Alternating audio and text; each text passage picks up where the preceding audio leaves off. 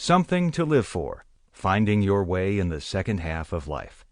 Written by Richard J. Leider, David A. Shapiro. Narrated by Wes Bleed.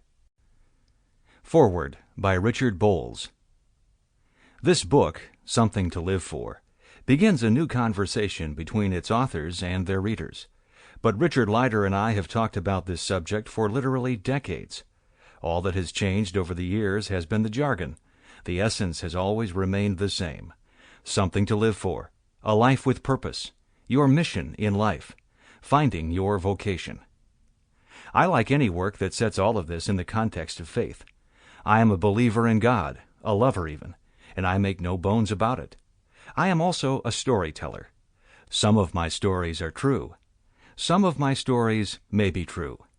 Here is one such story. I like to think that our souls existed before our bodies, and that before we came to earth to inhabit this body, our souls, our breath, our light, stood before the great Creator of the universe and volunteered for this mission. God and we together then decided what that mission should be, and what particular gifts would be needed in order to accomplish that mission, which God agreed to give us at birth. And so our mission was not a command given peremptorily by an unloving Creator to a slave without a vote, but was a task jointly designed by a Creator and creature, us, in which as fast as our great Creator said, "I wish," our hearts swelled up with, "Oh yes." But when we were born, we became amnesic about anything that transpired before our birth, and therefore amnesic about the nature of our mission and our gifts. Therefore, our search now for something to live for a life with purpose, for our vocation, for a mission in life, is the search for a memory.